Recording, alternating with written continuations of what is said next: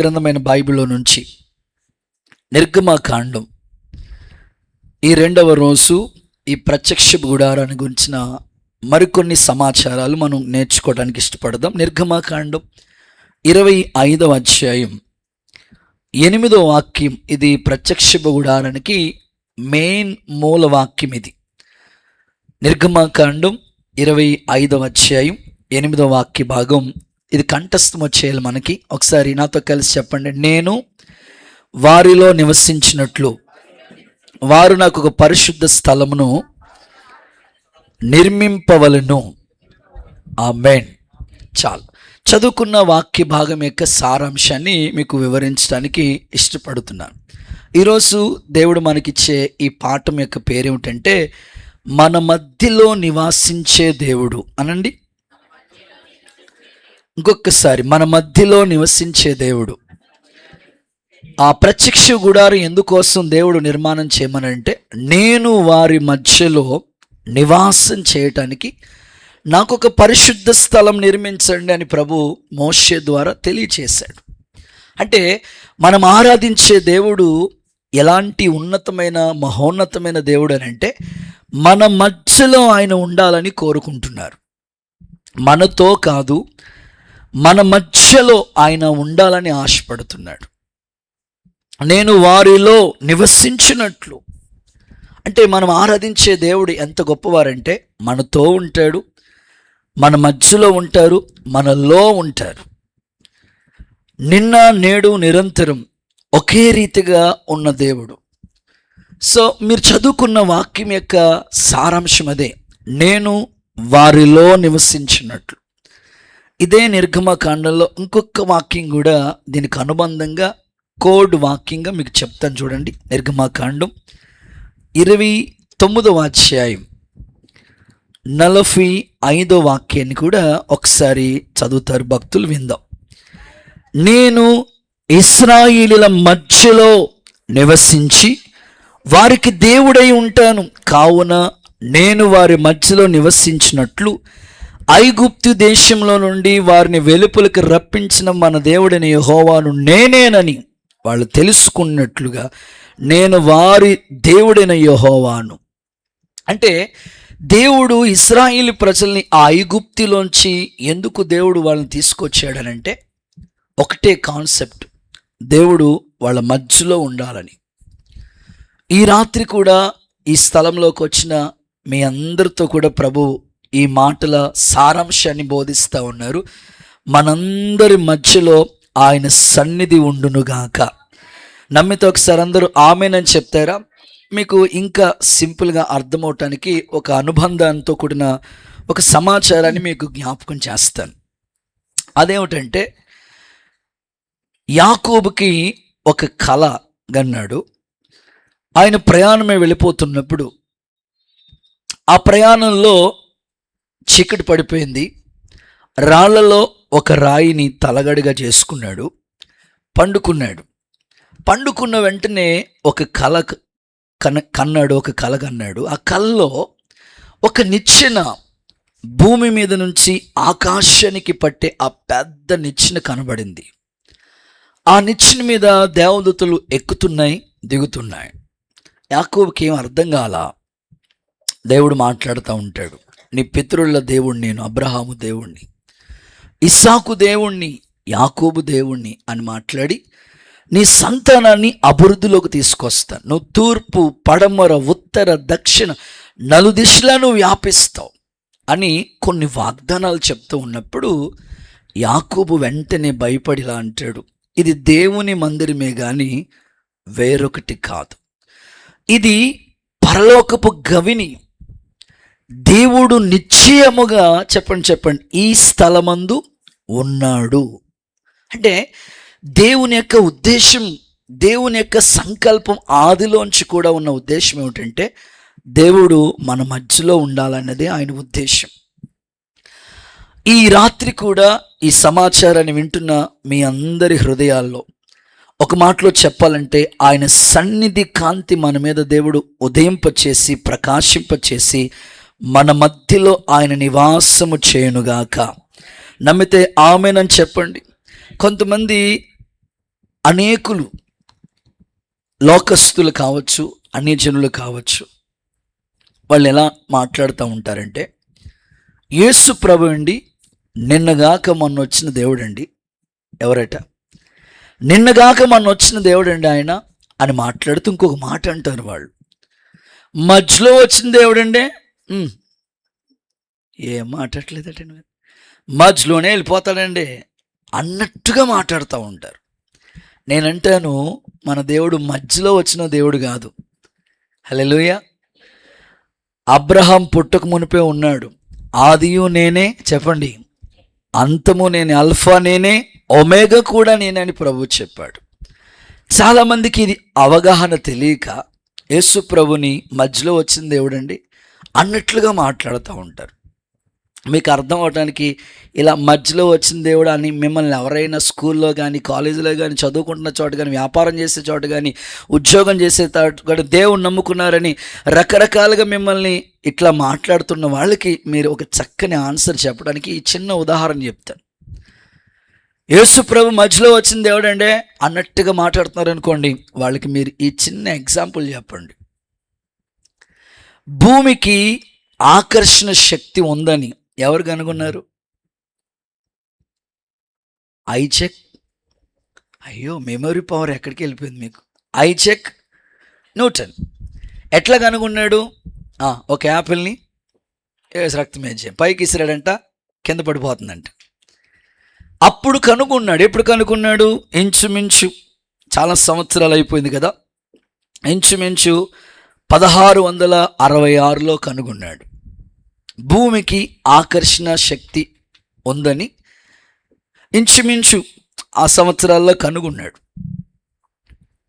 నేనంటాను, అది భూమికి ఆకర్షణ శక్తి ఉందని ఆయన కనుగొన్నప్పుడే భూమికి ఆకర్షణ శక్తి ఉందా? అంతకు ముందు నుంచి ఉందా? యేసు రక్తమేజయం ఆయన బుర్రకు తట్టింది అప్పుడు. అలాగే యేసుక్రీస్తు ప్రభు ఆదియు, చెప్పండి, అంతము, అల్ఫా ఒమేగా, ఆయన ఎప్పుడూ ఉన్నవాడు. ఈ సృష్టి సమస్తమును ఆయన మూలంగా కలిగింది. అసలు మానవ నిర్మాణం నోటి మాటతో దేవుడు సృష్టిని కలుగజేసి తన చేతితో తన పోలికతో మానవుని చేశాడు. నాస్కారంధ్రంలో జీవవాయువు ఊదినప్పుడు నరుడు జీవాత్మగా మార్చబడ్డాడు. ఎంత గొప్ప ఉద్దేశం! ఈ నరునితో దేవుడు ఉండాలనేదే ఆయన ఉద్దేశం. అదే అంటారు కదా, ఐగుప్తులోంచి నేను మిమ్మల్ని విడిపించింది ఎందుకంటే నేను మీ మధ్యలో ఉండాలనుకుంటున్నాను. అందుకే ప్రత్యక్ష గుడారం ఇశ్రాయేలీల గుడారాలన్నిటి మధ్యలో గుడారాలు ఉండేవన్నమాట. అక్కడికి దేవుడు మహిమతో దిగి వచ్చేవారు. ఈ రాత్రి దేవుడు మన మధ్యలో ఉంటే ఎలాంటి కార్యాలు చేస్తాడో చెప్పాను కదా. ప్రారంభ లెసన్స్ అన్నీ సింపుల్గానే మీకు ఉంటాయి. దేవుడు మన మధ్యలో ఉంటే ఎలాంటి కార్యాలు చేస్తాడో, ఎలాంటి కార్యాలు జరుగుతాయో ఒక 5 విషయాలు ఈ యొక్క 2వ పాఠంలో మనం నేర్చుకోబోతున్నాం. పరిశుద్ధాత్ముడు మనకి సహాయము చేయనుగాక. రాయండి, ఈ క్వశ్చన్ రాసుకోండి. మన దేవుడు మన మధ్యలో ఉంటే ఎలాంటి కార్యాలు జరుగుతాయి? దేవుడు మన మధ్యలో నివసిస్తే ఎలాంటి కార్యాలు చేస్తాడో ఒక 5 సందర్భాలు మేము ముందు ఉంచాలని ఆశపడతా ఉన్నాను. చదవండి. మొదటి మాట, యోవేలు ప్రవచన గ్రంథం 2వ అధ్యాయం 27వ వాక్య భాగాన్ని చదువుతారు భక్తులు. ఒకసారి ఆలకిద్దాం. యోవేలు ప్రవచన గ్రంథం 2వ అధ్యాయం 27వ వాక్య భాగాన్ని భక్తులు చదువుతారు. యోవేలు ప్రవచన గ్రంథం 2:27. నేనే మీ దేవుడైన యెహోవాననియు నేను తప్ప వేరొక దేవుడు లేడని మీరు తెలుసుకొందురు. నా జనులు ఇక ఎన్నడూను సిగ్గునొందకయుందురు. అప్పుడు ఇశ్రాయేలు మధ్యనున్నవాడును నేనే అనియు నేనే మీ దేవుడైన యెహోవాననియు నేను తప్ప వేరొక దేవుడు లేడనియు మీరు తెలుసుకుందురు. నా జనులు ఇక ఎన్నటికి సిగ్గుపడరు. ఆమేనని చెప్పండి. సో నెంబర్ 1, దేవుడు మన మధ్యలో నివసిస్తే ఎలాంటి కార్యాలు చేస్తాడయ్యా అనంటే నెంబర్ 1, ఇక ఎన్నటికీ సిగ్గుపడము అనండి. మీ పక్కలతో షేక్ అని చెప్పండి, ఇక ఎన్నటికీ సిగ్గుపడరని చెప్పండి. ఆమేన్. ఇంతవరకు మీ జీవితంలో ఎన్ని విధాలుగా నిందలు, అవమానాలు, కన్నీళ్ళు, సిగ్గు, ఇబ్బంది పాలైన పరిస్థితులు మీకు ఎదురొచ్చున్నాయి. ఈ ప్రత్యక్ష గుడారం ఈ మాటలు వింటుండగానే దేవుని వాక్యం సజీవమైంది. ఇది నా మాట కాదు, దేవుని మాట గనుక ఆకాశం గతించిన, భూమి గతించిన, ఆయన మాటలు గతించవు. ఆయన మాట మీద నీకు నిజంగా నమ్మిక, విశ్వాసం ఉంటే ఈ వాగ్దానం యేసు నామములో నువ్వు స్వతంత్రించుకుందువుగాక. నా జనులు ఇక ఎన్నటికీ సిగ్గుపడరు, ఎందుకంటే నేను వాళ్ళ మధ్యలో నివాసం చేస్తున్నాను. జరిగిన సందర్భాన్ని మీకు చెప్తాను. ఇశ్రాయేలు ప్రజలు పంటలు పండిస్తూ ఉంటుంటే ఆ పంటని 4 రకాల పురుగులు భయంకరంగా తినివేశాయి. గొంగళ పురుగు తినేసింది, మిడతలు తినేసాయి, పసర పురుగు అండ్ చీడ పురుగు. ఈ 4 రకాల పురుగులు ఆ పంట మీద ప్రభావం చూపించి ఇశ్రాయేలీయులు కష్టపడిన ఆ కష్టానికి సరైన పంట వాళ్ళ చేతికి రాకుండా, ప్రతిఫలం అనేది వాళ్ళు అనుభవించకుండా మొత్తం పంటంతా కూడా నాశనం చేసేసిన పురుగులు. వీళ్ళు ఏం చేయాలో అర్థం కాని పరిస్థితుల మధ్యలో ఉన్నారు. అప్పుడు యోవేలు ప్రవక్త ఇలా అంటాడు, వ్రత దినాన్ని ప్రతిష్ఠించుకోండి, ఉపవాస దినాన్ని ఎన్నుకొని చేసుకోండి అని మాట్లాడుతూ, ఇప్పుడైనా ఉపవాసం ఉండి తిరిగి నా యొద్దకు రండి. దేవుడు మీ ఎడల గొప్ప కార్యాలు చేయాలనుకుంటున్నాడు, వింత కార్యాలు చేయాలనుకుంటున్నాడు అని చెప్తూ, పోగొట్టుకున్నవి, కోల్పోయినవన్నీ కూడా వాళ్ళు పొందుకోవడానికి ఉపవాస ప్రార్థన శక్తితో దేవుని ఎదుట వాళ్ళ కార్యాలు అనుభవించారు. నా ఆశ కూడా ఒకటే, ఇది ఉపవాసం వల్లే ప్రభు సాధ్యం చేస్తానన్నాడు. మీ ఇంట్లో కూడా గొప్ప కార్యాలు దేవుడు జరిగించునుగాక. దేవుడు మన మధ్యలో నివాసం చేసినప్పుడు ఇక ఎన్నటికీ మనం సిగ్గుపడం.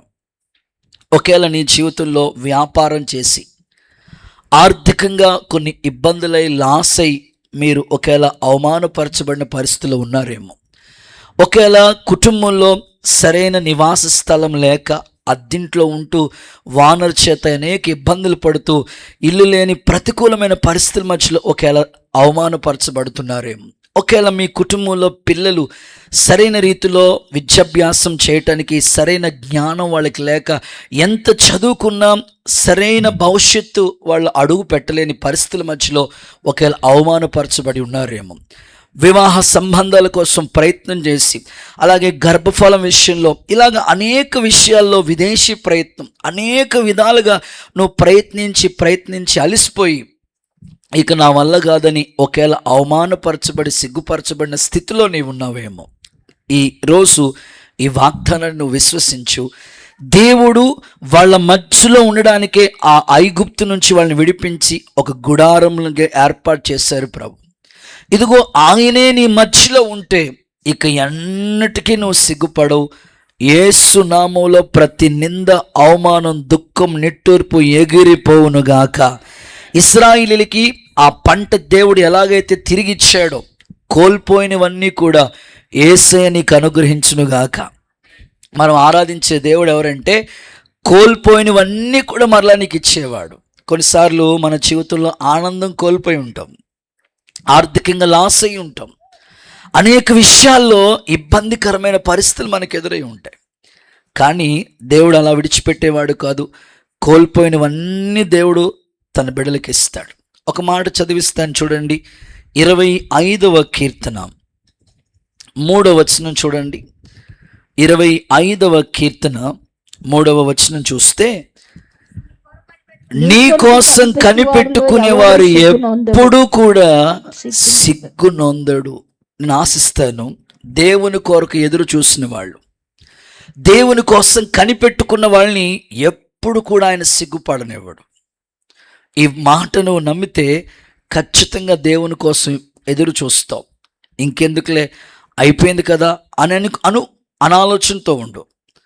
ఇకనైనా దేవుడు చేస్తాడు, ఇంకొక అవకాశాన్ని నాకు ఇస్తాడు, దేవుని కోసం ఎదురు చూస్తూ కనిపెట్టుకున్న వాళ్ళు ఎప్పుడు కూడా సిగ్గుపడరు. యేసు నామములో ఆ కార్యాలు మీ ఎడల జరిగించునుగాక. బైబిల్లో 2 సందర్భాలు మేము ముందు జ్ఞాపకం చేస్తాను.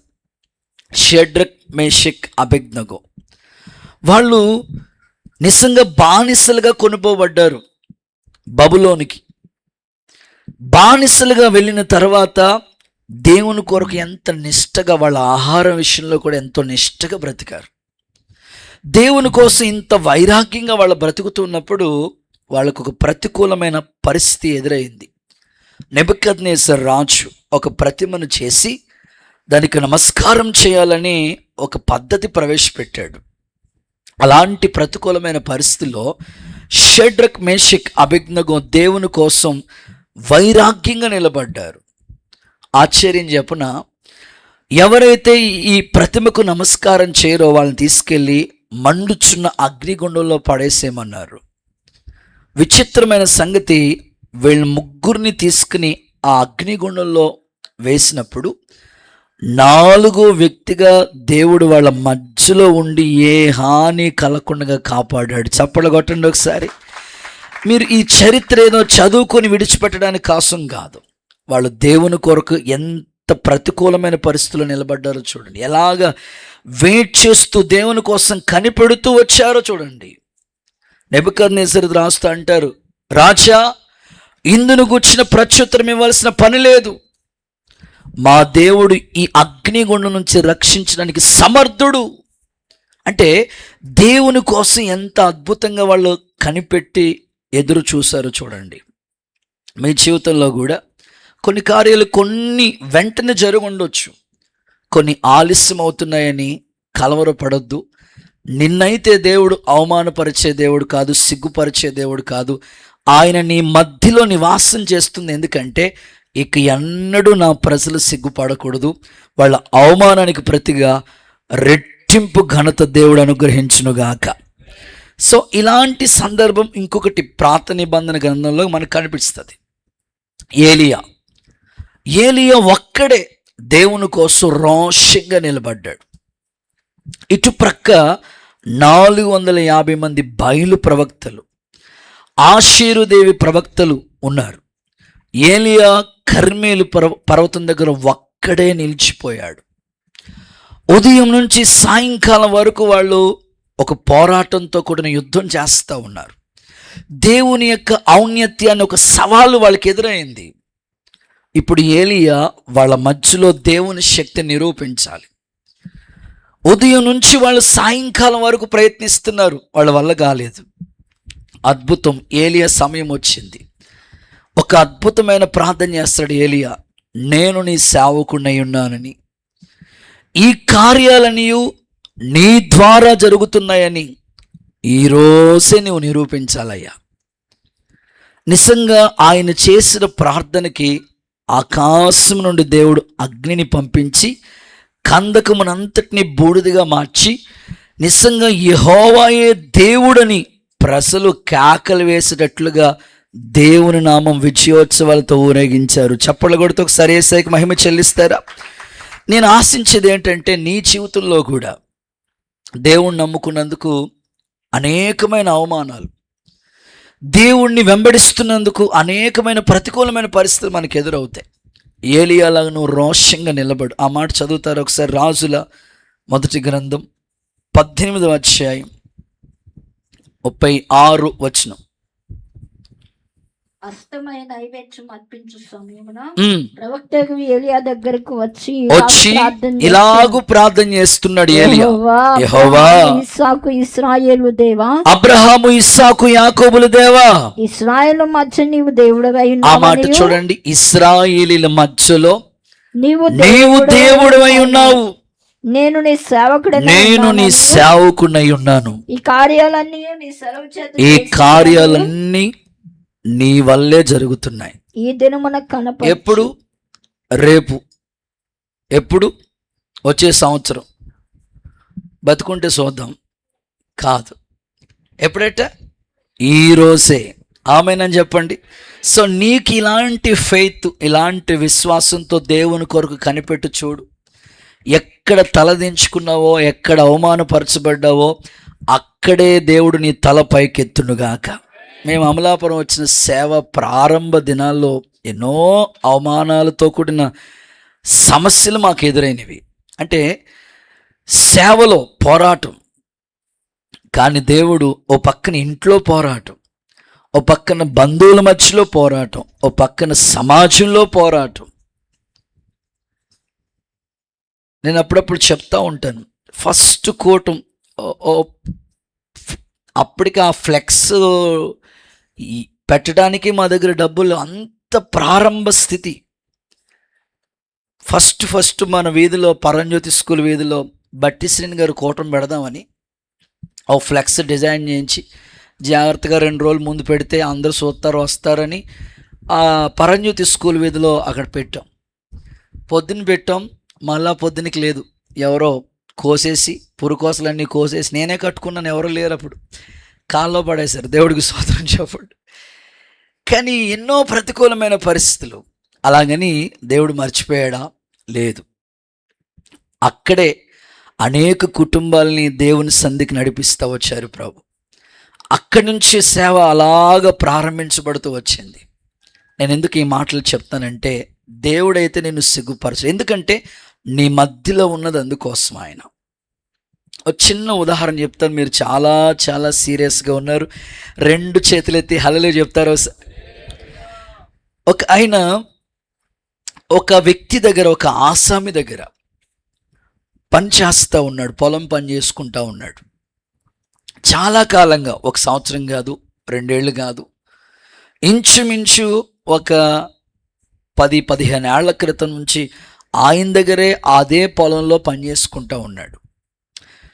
సాధారణంగా ఈ కూలి పని, పొలం పనులు చేసుకుంటున్న వాళ్ళ ఆర్థికపరమైన ఇబ్బందులు, ఒక మిడిల్ ఫ్యామిలీలో ఉండే పరిస్థితులు ఎలా ఉంటాయంటే, అటు సరిగ్గా పిల్లలను చదివించుకోలేని పరిస్థితి, ఇటు సరిగ్గా కుటుంబాన్ని పోషించలేని పరిస్థితి. ఇంకో మాటలో చెప్పాలంటే, బిడ్డల కోసం 4 రాళ్ళు. అయ్య బాబోయ్, ఏమండి ఆ రాళ్ళ సంగతి దేవుడు ఎరిగినండి, కిడ్నీలో రాళ్ళు మాత్రం చంపేస్తున్నాయండి బాబు. 4 రాళ్ళు వెనక్కేసే పరిస్థితి లేదు. సో ఆర్థికంగా అంతంత మాత్రమే పరిస్థితులు ఏర్పడుతూ ఉంటాయి. పిల్లల కోసం ఫ్యూచర్ ప్లాన్స్ ఇంకేమీ లేని పరిస్థితులు ఉంటాయి, ఎందుకంటే వచ్చినట్లుగా అయిపోతూ ఉంటుంది. అలాగే పాపం ఆయన ఇంచుమించు ఒక 10-15 సంవత్సరాల నుంచి ఆ పొలం పనులు చేసుకుంటా, అలాగే వారిని పిల్లల్ని చదివించుకుంటూ ఉన్నాడు. పిల్లలు ఎదుగుతూ ఉన్నారు, ఇంచుమించు 10th క్లాస్ ఆ స్టేజ్కి వచ్చారట పిల్లలు. ఆ టైంలో ఆ పిల్లల్ని చదివించడం కొరకు వాళ్ళకి ఫీజులు కట్టడానికి, ఎగ్జామ్ ఫీజు కట్టడానికి కూడా డబ్బులు లేని పరిస్థితులు మాట తండ్రికి ఎదురైనవి. వెంటనే ఆ ఆసాం దగ్గరికి వెళ్ళి, ఎక్కడైతే పొలంలో పనిచేస్తున్నాడో ఆ ఆసాం దగ్గరికి వెళ్ళి, అయ్యా నా పిల్లోని చదివించుకుంటున్నాను, వాడికి ఎగ్జామ్ ఫీజు కట్టాలి, ఎగ్జామ్ ఫీజు కట్టకపోతే వాడిని స్కూల్కి పంపించరు, ఎగ్జామ్ రాయనివ్వరు, అయ్యా ఏదైనా ఇంతకాలం మీ దగ్గర పనిచేస్తున్నాను కదా, కొంచెం సహాయం చేస్తే, లేకపోతే కొంత డబ్బులు, ఎంతో కాదు కొంత డబ్బులు, అప్పట్లో చాలా తక్కువ, ఒక 500-1000 రూపాయలు ఎంతో అడుగుంటాడు ఆ తండ్రి.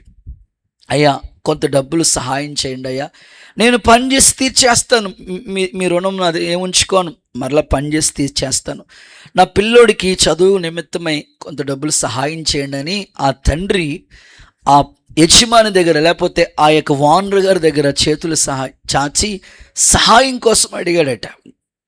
అడిగితే ఆ ఓనర్ ఎంత దారుణంగా మాట్లాడారో తెలుసా?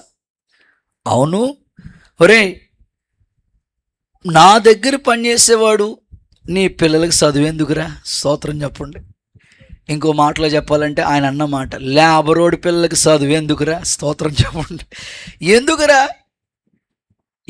ఎప్పుడు నా దగ్గర నువ్వు పనిచేస్తావా, నీ పిల్లలు కూడా నా దగ్గరే పని చేయాలి, ఎందుకురా మీ పిల్లలకి చదువు ఎందుకురా, అయినా నువ్వేం చదివిస్తావురా బాబు అని హేళనగా అసభ్యంగా మాట్లాడారట. నిజంగా ఆ తండ్రి హృదయం విలవిలనాడిపోయింది. అయ్యో ఇంత యజమాని దగ్గర పనిచేస్తున్నప్పుడు పోన్లే, వాళ్ళ పిల్లలు బాగుంటే నన్ను కూడా గుర్తుపెట్టుకుంటాడుగా, మా ఓనర్ మంచోడు అనుకుంటారు కదా అనే భావన ఆయనకి లేదు.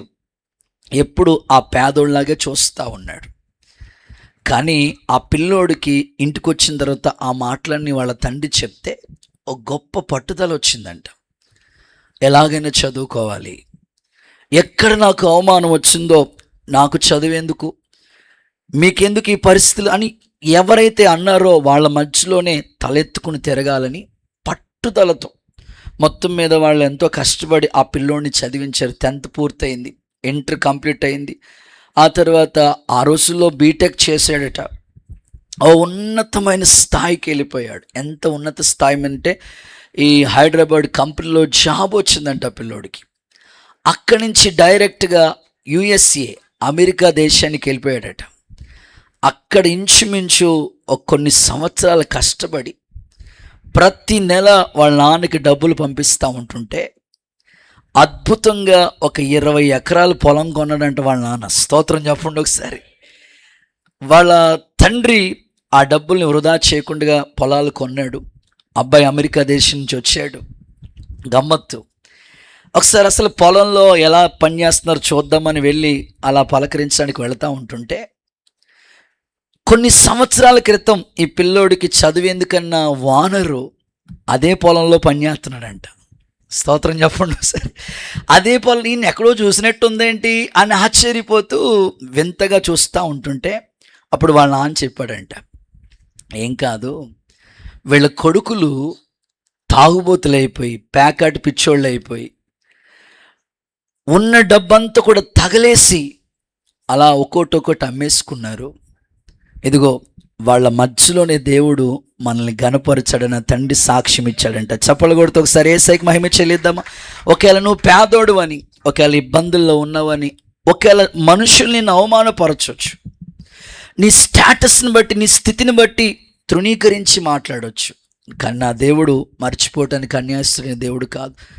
పేరు పెట్టి పిలిచాడు, నువ్వు నా సొత్తని వాగ్దానం చేశాడు, నీకు సహాయం చేసేవాడిని నేనే అన్నాడు.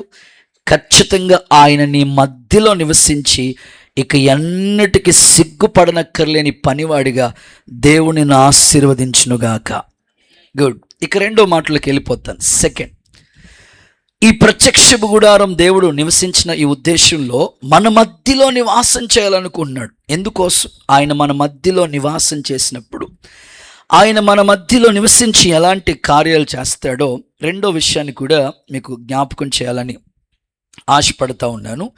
చదవండి పరిశుద్ధ గ్రంథమైన బైబిల్లో నుండి యెహోషువ పుస్తకం, ది బుక్ ఆఫ్ జాషువా, యెహోషువ పుస్తకం 3వ అధ్యాయం 5వ వాక్యాన్ని చూద్దాం. The book of Jashuva 3:5. మరియు యెహోషువ, రేపు యెహోవా మీ మధ్య అద్భుత కార్యములు యెహోవా మీ మధ్యలో అద్భుత కార్యములు చేయును గనుక మిమ్మల్ని మీరు పరిశుద్ధపరచుకోండి. ఆమేనని చెప్పండి. ఇంకొకసారి హల్లెలూయా చెప్పండి. సో రెండవదిగా ఆయన మన మధ్యలో నివాసించి ఎలాంటి కార్యాలు చేయాలనుకుంటున్నాడంటే, సెకండ్, అద్భుత కార్యాలు జరుగుతాయి అనండి. ఇంకొకసారి చెప్పండి, అద్భుత కార్యాలు జరుగుతాయని. అదే మాట ప్రభు అంటారు కదా, నేను మీ మధ్యలో నివసించినప్పుడు ఎలాంటి కార్యాలు ప్రభు చేస్తారంటే అద్భుతాలు.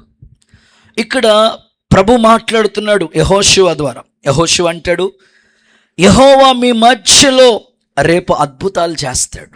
దానికోసం మీరేం చేయాలంటే మిమ్మల్ని మీరు పరిశుద్ధపరచుకోండి. అంటే ఎక్కడ పరిశుద్ధత ఉంటుందో అక్కడ దేవుడు అద్భుతం చేయాలనేది ఆయన అభిప్రాయం, ఆయన ఆశ.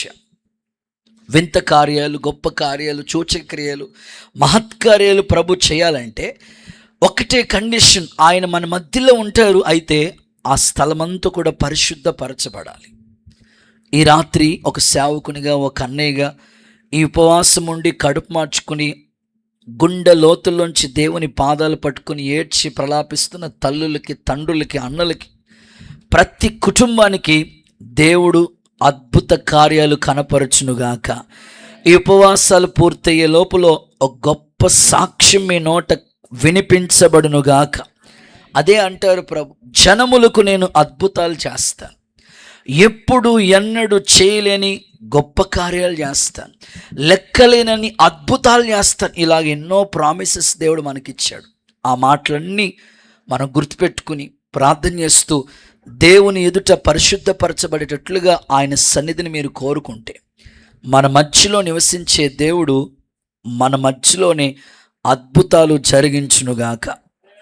ఒక మాట లేఖనాల్లోంచి మీకు తెలియచేస్తాను చూడండి. మత్తయి సువార్త 13వ అధ్యాయం 58వ వాక్యం చదువుతారు. మత్తయి సువార్త వారి అవిశ్వాసమును బట్టి 13:58. వారి అవిశ్వాసమును బట్టి ఆయన అక్కడ అనేకమైన అద్భుతాలు చేయలేదు. అక్కడ అద్భుతాలు చేయలేదట. ఈరోజు మీలోనికి ఒకవేళ అవిశ్వాసం అనే విత్తనం ఏమైనా మొలిచిందేమో, దేవుడు మీ ఇంట్లో, మీ కుటుంబాల్లో, మీ వ్యక్తిగత జీవితాల్లో అద్భుతాలు చేయకపోవటానికి ఒకవేళ అవిశ్వాసం కొంచెం ఏమైనా ఉందేమో ఒకసారి ఆలోచిద్దాం. విశ్వాసం ప్రతి క్రైస్తవుడికి విశ్వాసం, అసలు క్రైస్తవ జీవితం అంటేనే విశ్వాసం. నిరీక్షించు వాటి యొక్క నిజస్వరూపం లేనిది ఉన్నది అనటమే. మా సండే స్కూల్ పిల్లల చేత నేను ఏమని ప్రార్థన చేయించామనంటే, ఒరే దేవుడు మనకి స్థలం ఇచ్చినందుకు స్తోత్రం చెప్పండి. మీరే పిల్లలు అనుకున్న సరే స్తోత్రం చెప్పొచ్చు కదా, స్తోత్రం. అలా చెప్తా ఉండేవారు వాళ్ళు. ఇదిగో దేవుడు మందిరం కట్టించినందుకు స్తోత్రం చెప్పండి. భలే చెప్తున్నారు పిల్లలు, గట్టిగా హల్లెలూయా చెప్పండి. అలాగ చేపిస్తూ ఉండేవాళ్ళని. అప్పటికి ఏమీ లేదు, కానీ విశ్వాసం. సో మీరు ఈ రాత్రి ఆలోచించండి, మీ మధ్యలో ఏదైనా దేవుడు ఒక అద్భుతం చేయటానికి మీ విశ్వాస పరిమాణాన్ని దేవుడు కొలబద్దతో కొలుస్తూ ఉంటాడు. ఇప్పుడు జ్వరము ఎంత ఉందో తెలియాలంటే థర్మోమీటర్. మీలో విశ్వాస పరిమాణం ఉందో లేదో దేవుడు పరీక్షిస్తూ ఉంటాడు. కొన్నిసార్లు మన విశ్వాసం ఏమవుతుందంటే, సైతాన్ గాడు మన ప్రక్కకు వచ్చి, ఇదిగో ఇంక చేయొద్దు ప్రార్థన, నువ్వు ఇంకా ఎక్స్పెక్ట్ చేసుకోవద్దు, ఇలాగా అవిశ్వాసం మాటలు నీకు వినపడతా ఉంటాయి. అద్భుతాలు చేయటానికి విశ్వాసం అనేది చాలా ప్రాముఖ్యమండి. ఆయన ఆ గుడారాన్ని వాళ్ళ మధ్యలో ఎందుకు ఏర్పాటు చేయమన్నారంటే, అద్భుతాలు దేవుడు చేయాలని వాళ్ళ మధ్యలో.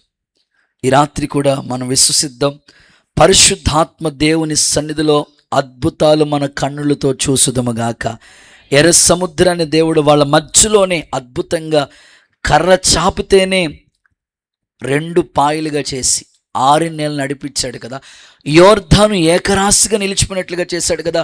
సూర్యుడు గిబియోన్లో నిలిచిపోయినట్లుగా, చంద్రుడు అయ్యాలోయలో ఆగిపోయినట్లుగా చేశాడు కదా. ఇవన్నీ చదివి విడిచిపెట్టని కాదు కదా, మనలో విశ్వాసం పెరగాలి. దేవుని అద్భుతాలు మనం కూడా చూడాలి. యేసు నామములో కార్యాలు జరుగునుగాక. ఒక చిన్న ఉదాహరణ చెప్తా. ఒక దైవజనులు ప్రారంభ సేవలో దేవుడు చేసిన ఒక అద్భుత సాక్ష్యాన్ని మీ ముందుకు జ్ఞాపకం చేస్తా.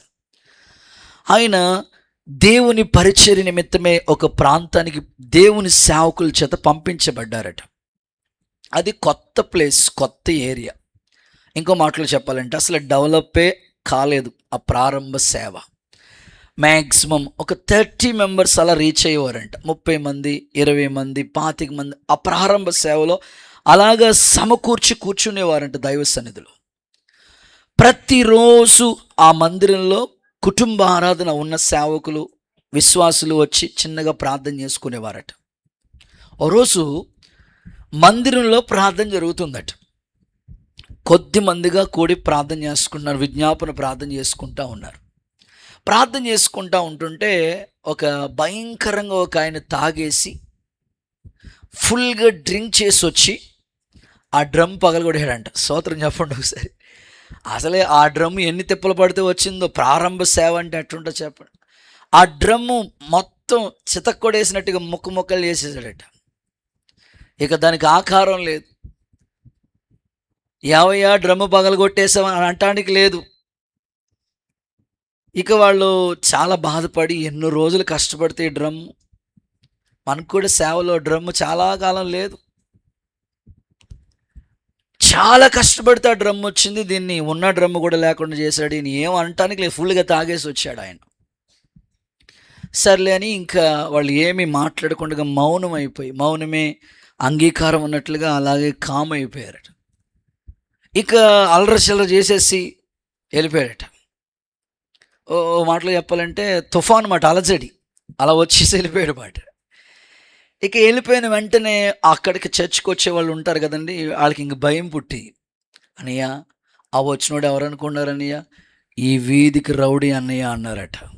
ఇంకా అమ్మో ఆయనతో పెట్టుకోకూడదులే బాబు ఎందుకు వచ్చిందని ఇంకా కామ్ అయిపోయి, మౌనం అయిపోయి అలాగే ప్రార్థన చేస్తా, ప్రభు మమ్మల్ని ఎందుకు పిలిచావు, సేవకి ఎందుకు తీసుకొచ్చావు, నువ్వే ఏదైనా చేయని అడుగుతూ ఉండేవారట ఆయన. విచిత్రం, ఇది జరిగిన 2 నెలల తర్వాత ఒక తల్లి ప్రార్థన మందిరానికి, కొత్తగా మందిరానికి వస్తూ ఉందంట. అమ్మ ఎక్కడి నుంచి వస్తావమ్మా, ఏ ఏరియా నుంచి వస్తావమ్మా నువ్వు అని అంటే, పలానా ఏరియా అని చెప్పారట. చెప్పిన వెంటనే వాళ్ళు కనుక్కుని ఇన్ఫర్మేషన్ చేస్తే, ఈ రౌడీ షీటర్ వాళ్ళ అమ్మ ఈవిడ. స్తోత్రం చెప్పండి ఒకసారి. ఆ వీధిలో ఉండే రౌడీ షీటర్ వాళ్ళ అమ్మ ఈవిడ. పోన్లే దేవుడి దయ వల్ల మొత్తం మీద ఇలాగైనా అంటుకుంది సువార్త అని అనుకున్నారంట, సంతోషించారంట ఆ దైవజనుడు. సంతోషించిన తర్వాత ఆమె మందిరానికి వచ్చి వెళతా ఉంది. సరిగ్గా ఒక 1 నెల రోజులు అలా వచ్చి వెళ్ళగా అయ్యగారు నేను 1 నెల రోజుల నుంచి వస్తున్నానని మా ఇంటికి విజిటింగ్ రారా అని అడిగిందంట. స్తోత్రం చెప్పండి ఒకసారి. ఈయనకి గుండెల్లో రాయి పడ్డదండి. ఎందుకని? వాళ్ళ అబ్బాయే రౌడీ షీటర్. అమ్మ ఇప్పుడు అప్పుడే రానమ్మా, కొత్త వాళ్ళ ఇంటికి అప్పుడప్పుడే రానమ్మా, ఎవరైనా ఇంటికి రావాలంటే కొంచెం పరిచయం ఉండాలి, ఏరియా తెలిసి ఉండాలి, జనాలు తెలిసి ఉండాలమ్మా, వస్తానులేమ్మా అన్నారట.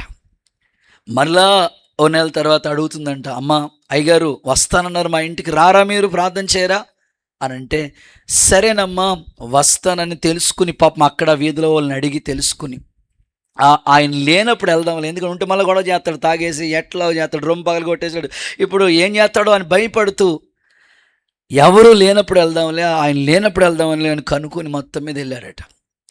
వెళ్ళిన తర్వాత ఆ తల్లిగారిని పలకరించి, అమ్మ ఏంటమ్మా అని కొన్ని మాటలు మాట్లాడుతుంటుంటే, వాళ్ళ అబ్బాయి మంచం మీద పడుకుని ఉన్నాడు. దేవుడికి స్తోత్రం చెప్పండి. ఈయనకి గుండెలో రాళ్ళు పరిగెడతా ఉన్నాయి. లేనప్పుడు వద్దామంటే ఉన్నాడు ఇంట్లో అంటే, వాళ్ళ అమ్మ చెప్పిందంట, అయ్యా మా అబ్బాయికి 3 రోజుల నుంచి అసలు మంచం నుంచి లేవలేని పరిస్థితుల మధ్యలో ఉన్నాడు, విపరీతమైన జ్వరంతో బాధపడుతున్నాడు, చాలా ప్రతికూలంగా హెల్త్ బాగా పాడైపోయింది, తాగి ఉన్నాడేమో, పూర్తిగా అవయవాలు పాడైపోయి ఉన్నాయి. ఇప్పుడు ఆ తల్లి చెప్తూ, మా అబ్బాయి కోసం లోపలికి వచ్చి ప్రార్థన చేయండి అయ్యా అన్నదంట. ఇప్పుడు సేవకుల గుండెల్లో చూడండి ఎట్లా ఉందంటే, దేవుడు వాక్కుని పంపి బాగు చేస్తాడమ్మా, లోపల దాకా వెళ్ళకూడదు. దేవుడు వాక్కుని పంపి బాగు చేస్తాడమ్మా, లోపల వరకు వెళ్ళకూడదమ్మా అంటారట ఆయన. లేదయ్యా ఎందుకు పిలిచానంటే మిమ్మల్ని లోపలికి రండయ్యా అని దైవజనుడు విశ్వాసంతో ధైర్యంతో వెళ్ళి, అయ్యా నువ్వు వాక్కుని పంపి బాగు చేసే దేవుడు, ఎందుకు ఈ కుటుంబాన్ని మాకు పరిచయం చేసావో, నువ్వే ఏదైనా చేయని విశ్వాసపు ఒప్పుకుని ఆయన కన్నీళ్లతో అక్కడ ప్రార్థన చేసి వచ్చాడంట. దేవుడు చేసిన అద్భుతం ఏంటంటే, ఆయనకి దేవుడు అద్భుతంగా బాగు చేశాడంట. బాగు చేయటమే కాదు, అక్కడ సంఘం ఒక మూల స్తంభంగా ఆ వ్యక్తి మారి బాప్తిసం పొంది ఆ సంఘానికి స్థిరమైన పునాదిగా మారిపోయాడంట. చప్పట్లు కొడుతూ ఒకసారి యేసయ్యకి మహిమ చెల్లిస్తారా? అలాగ అక్కడ సేవ కట్టబడిందట. నేను ఎందుకు ఈ సాక్ష్యం మీ ముందు పెట్టానంటే, దేవుడు విశ్వాసం ద్వారా గొప్ప కార్యాలు చేస్తాడండి. కొన్నిసార్లు సేవలో అయినా మీ కుటుంబాల్లో అయినా అద్భుతాలు జరగట్లేదని కలవరపడొద్దు. ఆయన మీ మధ్యలోనే ఉన్నాడు. ఎందుకోసమంటే అద్భుతాలు చేయాలని. విశ్వాస పరిమాణాన్ని పెంచుకోండి. దేవుడు మీ మధ్యలో అద్భుత కార్యాలు జరిగించునుగాక. 3, యోహాను సువార్త ఆయన మన మధ్యలో నివసించినప్పుడు జరిగే కార్యాలు కొన్ని చెప్తున్నాను. యోహాను సువార్త 20వ అధ్యాయం 19వ వాక్యం చూడండి. యోహాను సువార్త 20వ అధ్యాయం 19వ వాక్యం. సాయంకాలమున శిష్యులు యూదులకు భయపడి, ఆదివారం సాయంకాలంలో యూదులు శిష్యులకు భయపడి తాము కూడి ఉన్న ఇంటి తలుపులు మూసుకొని ఉండగా యేసు వచ్చి వాళ్ళ మధ్యలో నిలిచి మీకు సమాధానం కలుగు, మీకు సమాధానం కలుగునుగా అని చెప్పాను. అందరూ ఆమేనని చెప్పండి. ఈ రాత్రి ఒక సేవకుడిగా ఈ మాట నేను ప్రకటిస్తున్నాను. మూడవదిగా, మీకు సమాధానం కలుగుతుంది. ఆమేనని చెప్పండి. హల్లెలూయా. సో ఆయన మీ మధ్యలో నివాసం చేసేది ఎందుకంటే మీకు సమాధానాన్ని ఇవ్వాలని. మీకు సమాధానం కలుగుతుంది. ఈ రాత్రి ఈ మాట మీద మీరు విశ్వసించండి. ఒకవేళ మీ కుటుంబాల్లో కావచ్చు, మీ వ్యక్తిగత పర్సనల్ లైఫ్లో కొన్నిసార్లు మనశ్శాంతి అనేది కొరవైపోతూ ఉంటుంది. కొన్నిసార్లు ఇంటిలో సమాధానం, అన్నదమ్ముల మధ్యలో, అక్కచెల్లెల మధ్యలో, లేకపోతే ఒత్తిడిని బట్టి, టెన్షన్స్ బట్టి ప్రశాంతతంగా ఉండలేని ప్రతికూలమైన పరిస్థితులు. ఈ శిష్యులు కూడా యేసు ప్రభు మరణించిన తర్వాత 3వ దినాన తిరిగి లేస్తానని ప్రభు అన్నాడు, కానీ ఏమీ లేడంటే అని కలవరపడిపోతూ ఉన్నారు వాళ్ళు. వారందరూ ఒక ఇంట్లో కూడి ఉంటే వాళ్ళ మధ్యలోకి దేవుడు వచ్చారట. వచ్చిన వెంటనే ప్రభు అంటే మీకు సమాధానం కలుగుతుందని చెప్పారు. ఈ రాత్రి ఒక సేవకునిగా నా ఆశ, మీరు కోల్పోయిన సమాధానాన్ని దేవుడు మరలా మీకు తిరిగి అనుగ్రహించునుగాక. బైబిల్లో ఇలా చెప్పబడి ఉంది, ఆశ్చర్యకరుడు, ఆలోచనకర్త, నిత్యుడగు తండ్రి, సమాధానానికి అధిపతి, సమస్త జ్ఞానానికి మించిన దేవుని సమాధానం మీ హృదయానికి కావలుగా ఉంటుందని ప్రభు చెప్పాడు. కొన్నిసార్లు పిల్లల్ని బట్టి తల్లిదండ్రులు చాలా సఫర్ అవుతున్నారు. ఎక్కడో వాళ్ళ హాస్టల్లో ఉంటారు, చదువు నిమిత్తమే పంపించుంటారు. ఇక్కడ పేరెంట్స్ ఉన్నారు, వాళ్ళ పిల్లలు ఎక్కడో ఉన్నారు. అక్కడ రూమ్మేట్స్ సరిగ్గా లేకపోవడప్పుడు తండ్రి హృదయం ఆవేదనకి గురవుతుంది, తల్లి హృదయం ఆవేదనకి గురవుతుంది. ఏంటి ఎంత డబ్బులు ఖర్చు పెట్టి వీళ్ళని ఇక్కడ చదివిస్తూ ఉంటుంటే ఏంటి ఇలాంటి డిస్టర్బెన్స్ ఏర్పడింది, ఇలాంటి ప్రతికూలత ఏర్పడిందని చాలా ఇబ్బంది పడుతూ ఉంటారు. సేవకునిగా నా ప్రార్థన, మీ ఇంట్లో పిల్లల గురించి, భర్త గురించి, భార్య గురించి, తల్లి గురించి, తండ్రి గురించి, కుటుంబాన్ని గురించి ఏ విషయంలో మీరు సమాధానం లేకుండా ఉన్నారు, ఆయన మీ మధ్యలో ఉండేది ఎందుకంటే తిరిగి మరలా మీకు సమాధానాన్ని ఆయన అనుగ్రహించునుగాక. ఎప్పుడు దొరుకుతుందో తెలిసే సమాధానం చూడండి. యోబు గ్రంథం 22వ అధ్యాయం 21వ వాక్యం. యోబు గ్రంథం 22:21. ఆయనతో సహవాసం చేసిన ఎడల, ఆయనతో మీరు సహవాసం చేసిన ఎడల మీకు సమాధానం కలుగును, మీకు సమాధానం కలుగును. అందరూ ఆమేన్ చెప్పండి. దేవునితో సహవాసం చేయగలిగితే దేవుడు నీకు సమాధానం అనుగ్రహించునుగాక. మేజర్, దేవునితో నువ్వు సహవాసం చేయగలిగితే కోల్పోయిన సమాధానం మరలా దేవుడు నీకు ఇచ్చునుగాక. ఆ కీర్తన మనం పాడుతూ ఉంటాం కదా, దేవుడు మన మధ్యలో నివసించేవాడు అనడానికి ఒక కీర్తన దైవజనులు రాశారు. ఆ కీర్తనలో ఈ పదాలు ఉన్నాయి.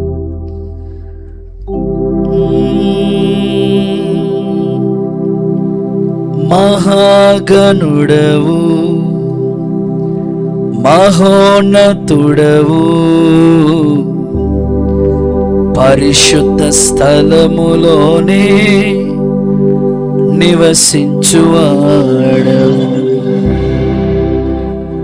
మహాగణుడవు, మహోన్నతుడవు, పరిశుద్ధ స్థలములోనే. చప్పలు కొడుతూ, కృపా సత్య సంపూర్ణమై మా మధ్యలో నివసించుట న్యాయమా, నన్ను పరిశుద్ధ పరచుటే. ఇంకొకసారి, కృపా సత్య సంపూర్ణమై మా మధ్యలో నివసించుట న్యాయమా, నన్ను పరిశుద్ధ పరచుటే నీ ధర్మ. మహాగణుడవు,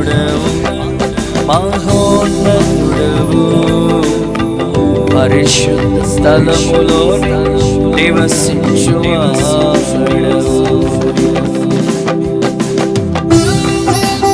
అందరూ హృదయపూర్వకంగా దేవునితో సహవాసం చప్పట్లు కొడుతూ గుండె లోతుల్లోంచి ప్రభుని ఘనపరచండి. నా దేవా, మమ్మల్ని దాటి వెళ్ళొద్దు ఈ రాత్రి, మా మధ్యలో నివసించు దేవా.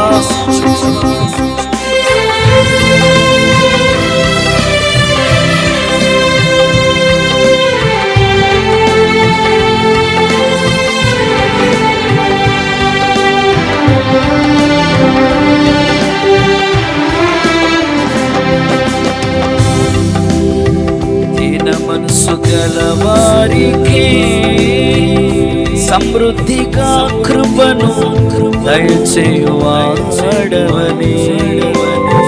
దీన మనసు గలవారికి సమృద్ధిగా కృపను దయచేయువాడవని. నీ సముఖములో సజీవ సాక్షిని కాపాడుకుందును మెలకువతో. నీ సముఖములో సజీవ సాక్షి కాపాడుకుందును మెలకువతో. హల్లెలూయా. చేతులు పైకెత్తి స్తోత్రమయ్యా. హల్లెలూయా. ఇంకొకసారి చేతులు హల్లెలూయా. సయ్యానికి స్తోత్రమయ్యా. హల్లెలూయా. యేసయ్యాని స్తోత్రమయ్యా. మహాఘనుడవు మహోన్నతుడవు పరిశుద్ధ స్థలములోనే నివసించువా.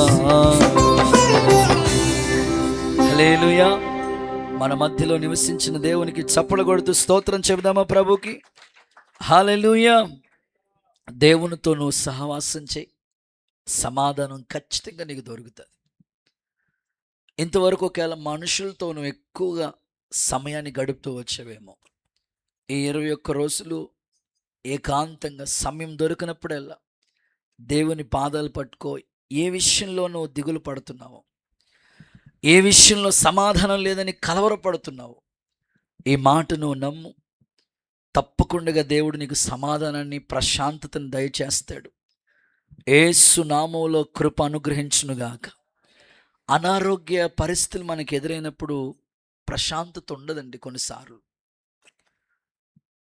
12 సంవత్సరాల నుంచి తిప్పలు పడిన ఆమె సమాధానం లేక బాధపడింది. ఆమె వెంటనే ప్రభు అంటారు, సమాధానం గల దానివే తిరిగి వెళ్ళు. ఒకవేళ అనారోగ్య పరిస్థితులను బట్టి ఒకవేళ ప్రశాంతత లేదని బాధపడుతున్నవేమో, దేవుడు వాక్కుని పంపి స్వస్థపరచునుగాక. కొన్నిసార్లు ఇంట్లో పరిస్థితులు ఏం అర్థం కావు. ఒక చిన్న ఉదాహరణ చెప్తాను చూడండి. ఒక నక్క ప్రయాణమే వెళ్ళిపోతుంది, దాని దారిలో దాన్ని వెళ్ళిపోతూ ఉంది, ఆకలేస్తూ ఉంది. మీకు కూడా ఆకలేస్తున్నట్టుంది. లేదులేండి, ఉపవాసం ఇప్పుడు ఆకలి పనిచేయదు. స్ట్రాంగ్ బాడీ, ఏసు రక్తమే జయం, కంచు, ఏసు నామములు, హల్లెలూయా. గట్టిగా హల్లెలూయా చెప్పండి సార్. అంతే, ప్రయాణమే వెళ్ళిపోతుంది, ఆకలేస్తుంది నక్కకి. వెంటనే ఆ దారు గుండా వెళుతూ ఉన్నప్పుడు ఒక చెట్టు తొర్ర అంటారు కదా, అది కనిపించింది. దాంట్లోంచి ఒక ఎలుక అలా బయటకు వచ్చి, బాగున్నావా బ్రదర్ అంటుంది. ఇక మరీ ముందుకు వచ్చినప్పుడు ఇక ఏం చేయలేక, సర్లే నాకు స్పెషల్ బిర్యానీ అనుకుని లోపలికి వెళ్ళింది. లోపలికి వెళ్తే ఎంత అద్భుతం, ఆశ్చర్యం అంటే ఒక్క ఎలక కాదు, 4-5 ఉన్నాయి. కిస్మిస్ పండుగ, దేవుడికి స్తోత్రం, చాలా లోపల ఉన్నాయి. ఎంత తినాలో అద్భుతంగా కడుపు నిండిపోయినంతగా తినేసింది. తిన్న తర్వాత బయటికి రావాలా లేదా? రావాలి. కానీ అది ఉన్నదే చిన్నది, ఆ మార్గమే అవే చిన్నగా ఉంది. లోపలికి వెళ్ళినప్పుడు ఆకలితో ఉంది కాబట్టి రక్తం. ఇప్పుడు మీరందరూ బాగానే ఉన్నారు, మీ మొక్కలు. 21వ రోజు ఆగస్టు 15కి మీ మొఖాల్లో ఎలా ఉంటుందంటే, ఉన్న పాటున వచ్చు. అంత వీక్ అవుతారు కొన్నిసార్లు. ఉపవాస ప్రార్థన బాడీ వీక్ అవుతుంది. వెళ్ళేటప్పుడు లోపలికి వెళ్ళినప్పుడు వీక్గానే ఉంది. ఆహారం ఎప్పుడైతే తిన్నదో స్ట్రాంగ్ అయిపోయింది. బయటికి రావటానికి తలకాయ ఒకటి వస్తుంది, ఇంకా బాడీ రావట్లేదు. ఏం చేయాలో అర్థం కావట్లేదు. ఆ దారిలో వెళుతున్న ఒక ముసలి నక్క ఒకటి కనపడితే ఇలా మాట్లాడుతుందంట. నక్క నక్క, ఎట్లాగ నేను రావటం, బయటికి వెళ్ళేటప్పుడు బాగానే వెళ్ళిపోయాను లోపలికి, తిరిగి వచ్చేటప్పుడు ఇరుక్కుపోయాను, రాలేకపోతున్నాను. అప్పుడప్పుడు చూడండి పిల్లలకి సరదాగా ఏదో వేళ్ళకి అలాగ స్టార్ట్ చేస్తుంటారు. అది రాదు, ఉంగరం రాదు, లోపలికి వెళ్ళిపోయిన తర్వాత రాదు. చాలా ప్రయాసపడుతుంది కానీ రావట్లేదు. అప్పుడు ఆ నక్క బావ చెప్పారట, ఇక చేసేది ఏం లేదు, ఓపిక పట్టు అన్నదంట. స్తోత్రం చెప్పండి ఒకసారి. మీ పక్కలు కూడా మాట చెప్పండి, ఓపిక పట్టు అని చెప్పండి. అమ్మ షేక్ అండి చెప్పండి, ఇంక చేసేది ఏమీ లేదు. అమ్మ నాతో కాదు వాళ్ళతో చెప్పండి, వాళ్ళు వింటున్నారు లేదో ఒకసారి చెప్పండి, చేసేది ఏమి లేదు, ఓపిక పట్టు. కొన్నిసార్లు కొన్ని సమస్యలకి పరిష్కారం ఏమి ఉండదు. పరిష్కారం ఏమైనా ఉందంటే నువ్వు ఓపికగా ఎదురు చూడటమే, అప్పుడే సమస్యకి పరిష్కారం దొరికేస్తుంది. ఎంత ప్రయత్నం చేస్తున్నా రాలేకపోతుంది. అంతేనంటావా? అంతే. ఆయన పొద్దున్నుంచి సాయంకాలం దాకా అలాగే ఓపిక పట్టుకుని ఉందంట. తిన్నదంతా అరిగిపోయింది, ఈజీగా బయటకు వచ్చేసిందంట. దేవుడికి స్తోత్రం చెప్పండి ఒకసారి. నేను కూడా ఎందుకు ఈ పాట చెప్తానంటే, నీ ఇంట్లో కూడా కొన్ని సమస్యలు ఉన్నాయి. ఆ సమస్యల్లో అనుకోకుండా ఇన్వాల్వ్ అయ్యావు, అందులోంచి బయటికి రాలేకపోతున్నావు. ఏం చేద్దాం అర్థం కావట్లేదు. ఓపిక పట్టు, సమస్యకు దేవుడు పరిష్కారం నీకు అనుగ్రహించునుగాక. దేవునితో సహవాసం చేయి, సమస్యకు పరిష్కారం దొరుకుతుంది. మధ్యకాలంలో నాకు తెలిసిన ఒక పెద్ద ఆయన, చాలా వ్యక్తిగతంగా మంచి జెన్యూన్ పర్సన్, ఉన్నది ఉన్నట్లుగా మాట్లాడతాడు, ఎక్కడ అస్సలు కొంచెం కూడా లోపం ఉండదు, అంత జెన్యూన్ పర్సన్.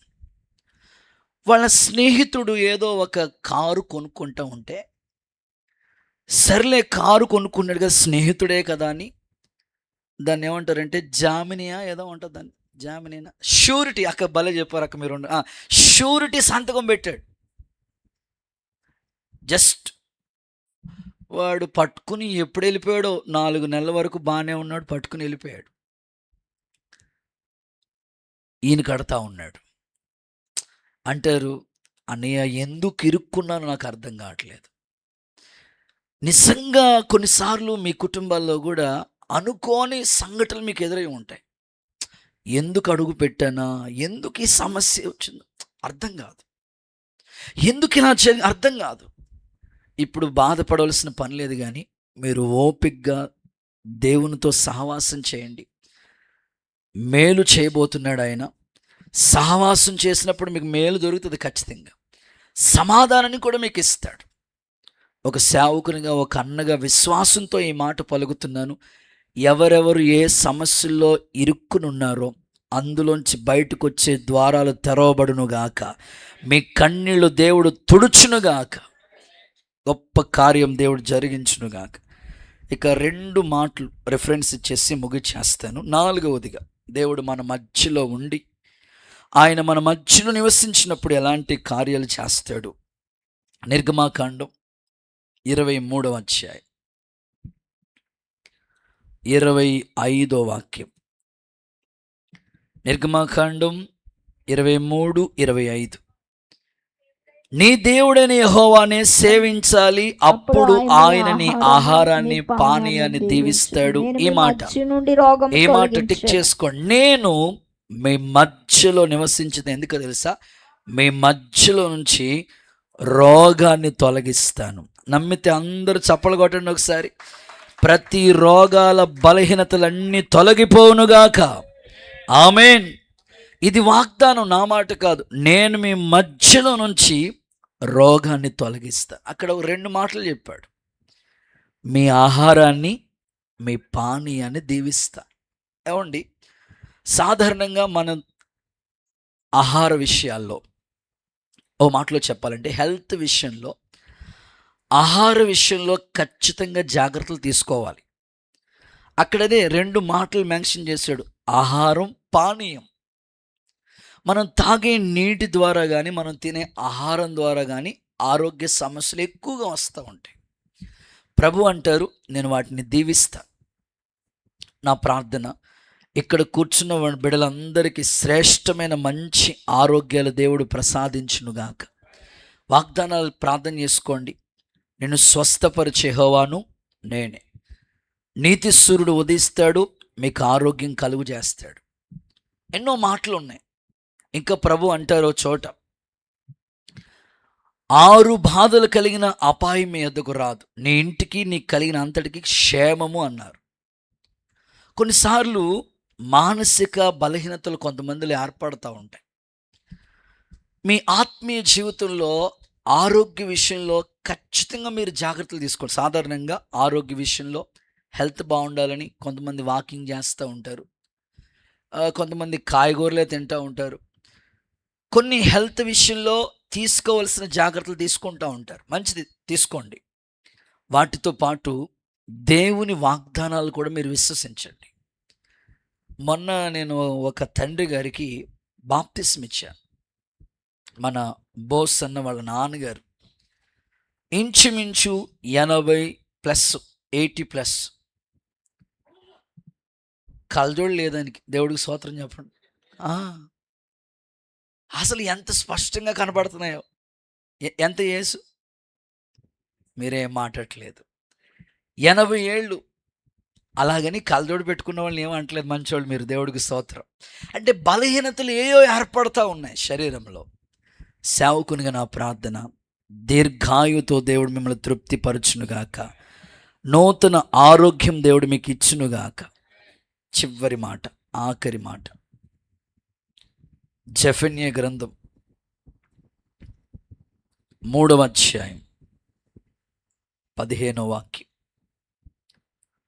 జెఫన్యా 3:15. తాను మీకు విధించిన శిక్షని యెహోవా కొట్టివేసి ఉన్నాడు. ఓకే. మీ శత్రువులను ఆయన వెళ్ళగొట్టి ఉన్నాడు. ఓకే. ఇశ్రాయేలుకు రాజైన యెహోవా మీ మధ్యలో ఉన్నాడు. ఎందుకు? ఇక మీదట మీకు అపాయం సంభవించదు. ఆమేనని చెప్పండి. చివరి మాట, అపాయము సంభవించదు. ఆమేననండి. గట్టిగా హల్లెలూయా చెప్పండి. ఒక సేవకునిగా, ఒక అన్నయ్యగా నా ప్రార్థన, ఏ విషయాల్లో నీకు ఆపదలు, అపాయాలు ఎదురైనవి నాకు తెలియదు. నేను మీ మధ్యలో ఉండడానికి నాకు ఒక పరిశుద్ధ స్థలం నిర్మించినదే ప్రత్యక్షపు గుడారం. ఎందుకోసమో తెలుసా? ఇక మీదట ఏ అపాయం నీకు దరి చేరకూడదు. ఎందుకంటే ఆయన నీ మధ్యలో ఉన్నది. అందుకే గతంలో ఎన్నో అపాయాలు మీకు ఎదురై ఉండొచ్చు. కొన్ని సందర్భాల్లో చాలామంది చెప్తా ఉంటారు, నేను ఒక మీటింగ్కి వెళ్తే ఆ సహోదరుడు నన్ను అక్కడి నుంచి ఒకళ్ళ ఇంటికి భోజనానికి అని డ్రాప్ చేయడానికి బండి మీద తీసుకెళ్ళాడు.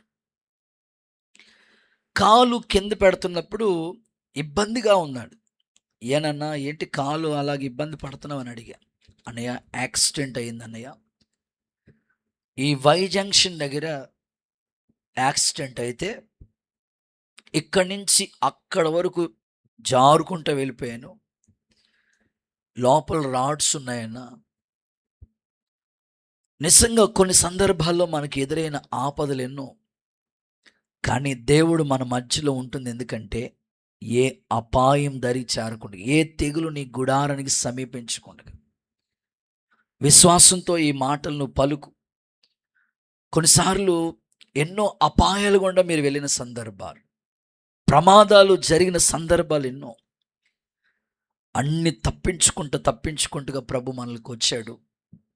ఇకను కూడా ఆయన నీతో మాట్లాడుతున్నాడు. ఇక మీదట నీకు ఏ అపాయం దరిచేరకుండా ఆయన నీ మధ్యలోనే నివాసం చేయునుగాక. నమ్మితే ఒకసారి అందరూ ఆమేనని చెప్పండి. నాబాలు ఉన్నాడే, ఈ నాబాలు యొక్క గొర్రెలు ఇంచుమించు చాలా గొర్రెల మందలు ఉన్నాయి కదా. ఏ గొర్రెల మందలు కూడా పోగొట్టుకోకుండా కర్మేల్లో ఉన్నంత కాలం ఈ ఏది పోగొట్టుకోకుండా, ఏ అపాయం దరిచేరకుండా కాపర్లు ఉన్నారు చూసారా, ఆ కాపర్లు వాళ్ళ మధ్యలో ఉండి రాత్రంతా కాపలా కాస్తూ ఉండేవారట. ఒకసారి ఆ మాట చదువుకుందామా. సమూయేలు మొదటి గ్రంథం 25వ అధ్యాయం 15వ వాక్యం చూడండి.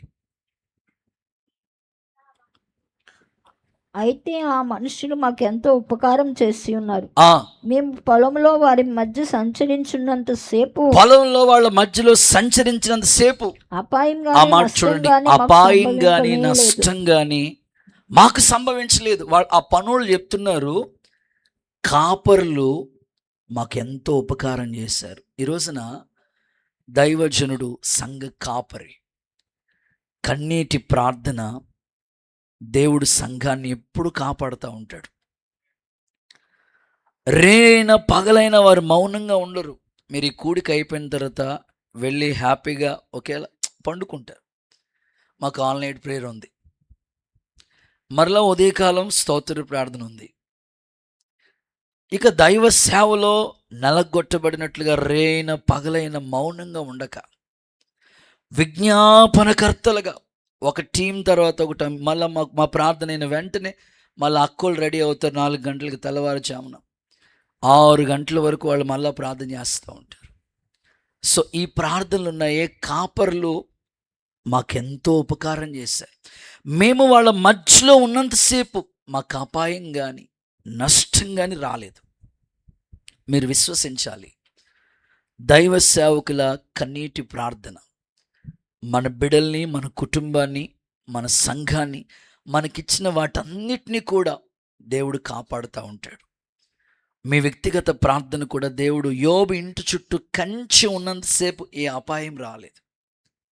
ఈరోజు మీరు అలాగే ప్రార్థన చేసుకోండి. దేవుడు మీ మధ్యలో ఉండి ఏ అపాయం దరి చేరకుండా, ఏ నష్టం మీకు కలగకుండా, దేవుడు ఆయన కాపర్లు చేసిన ప్రార్థన బట్టి మీకు కృప సమృద్ధిగా అనుగ్రహించునుగాక. నేను ముగిచేస్తున్నాను. ఈ ప్రత్యక్ష గుడారం ఎందుకు నిర్మాణం చేయమన్నాడంటే, దేవుడే వాళ్ళ మధ్యలో ఉండాలని. దేవుడు వాళ్ళ మధ్యలో ఉన్నప్పుడు ఎలాంటి కార్యాలు చేస్తాడో ఒక 5 అనుభవాలు ఈ క్రొత్త నిబంధన సంఘానికి ప్రభు చెప్పాడు. మన మధ్యలో ఆత్మస్వరూపుడిగా, వాక్యస్వరూపుడిగా, ప్రేమాస్వరూపుగా దేవుడు సంచరిస్తాడు. ఇప్పుడు ఆయన మన మధ్యలో ఉన్నప్పుడు జరిగే కార్యాలు 5 విషయాలు మీ ముందు పెట్టాను. చెప్పండి, ప్రార్థన చేసుకుందాం. నెంబర్ 1, ఇక ఎన్నటికీ సిగ్గుపడరు. నెంబర్ 2, అద్భుత కార్యాలు జరుగుతాయి. నెంబర్ 3, సమాధానం కలుగుతుంది. నెంబర్ 4, రోగాల్ని మన మధ్య నుంచి దేవుడు తొలగిస్తాడు. నెంబర్ 5, అపాయము సంభవించకుండా కాపాడుతాడు.